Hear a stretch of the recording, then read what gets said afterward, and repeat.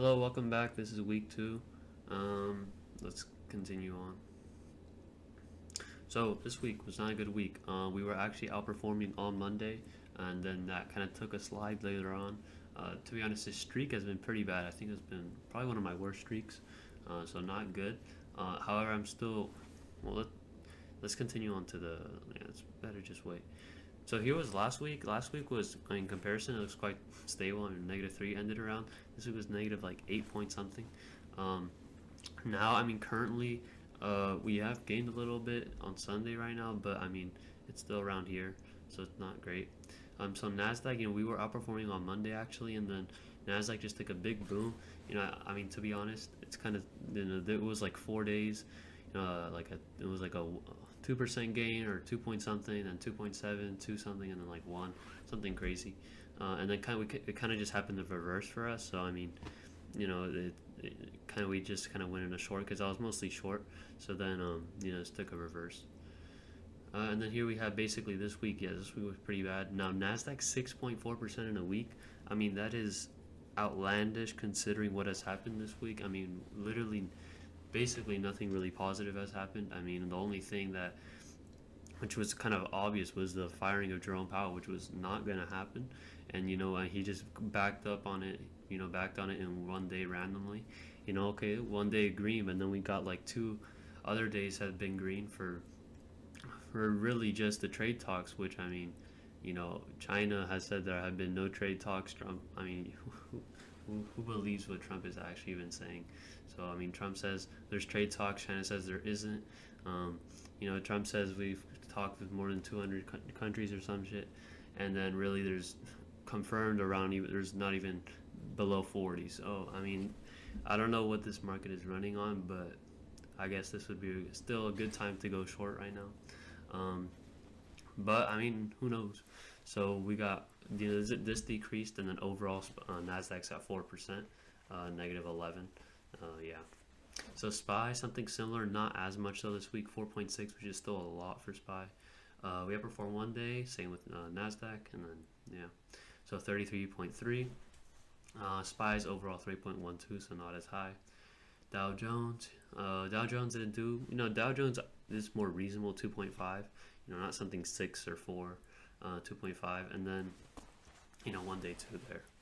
So 44.4. So this is the highest one for outperforming of total days, and then Dow Jones is actually still overall a bit negative. So here I have the comparison of all. You can see this kind of just functioned as a -1 reverse here. So I'm still quite positive about this. I haven't closed my trade yet, so idea right now I think kind of got quite unlucky here. This hasn't happened on one of the I think there's been like 6 consecutive green days on the thing I'm shorting right now, and that hasn't happened since last year. So I kind of got unlucky there.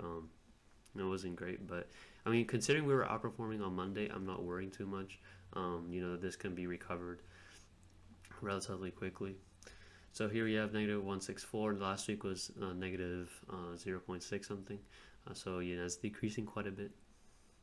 Over here, so performance of all day. So here, Monday was a big red day. Then we got Tuesday, Wednesday, Thursday, Friday, full week. 4 straight green days.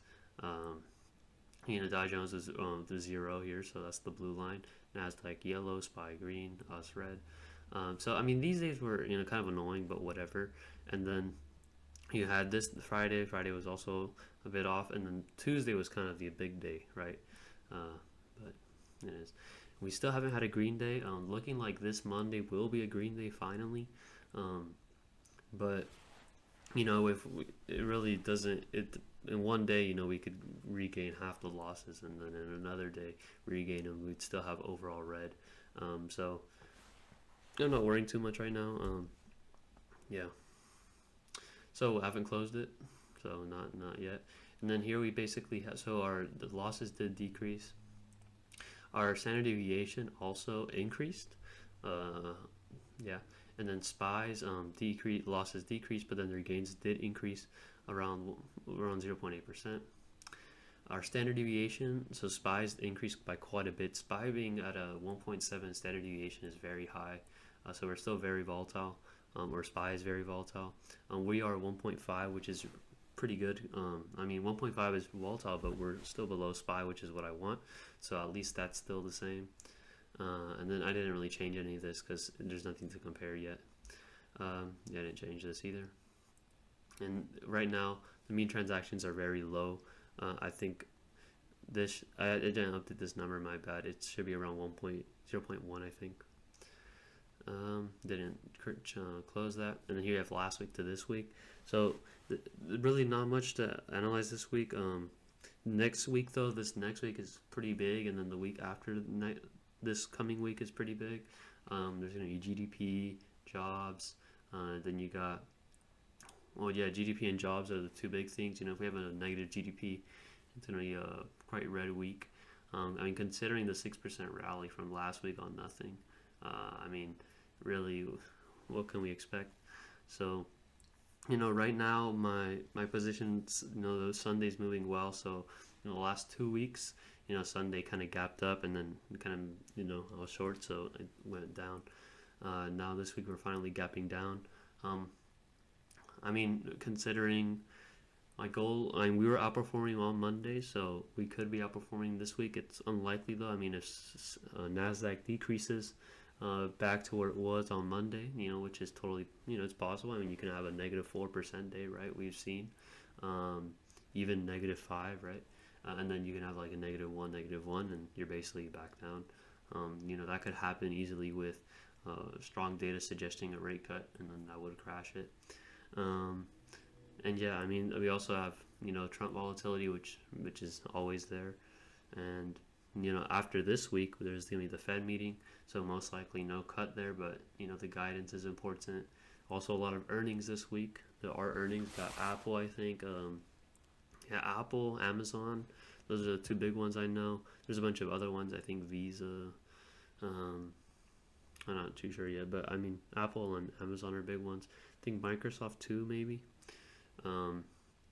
So yeah, I mean, kind of holding on the same strategy, and still, my overall view has not changed.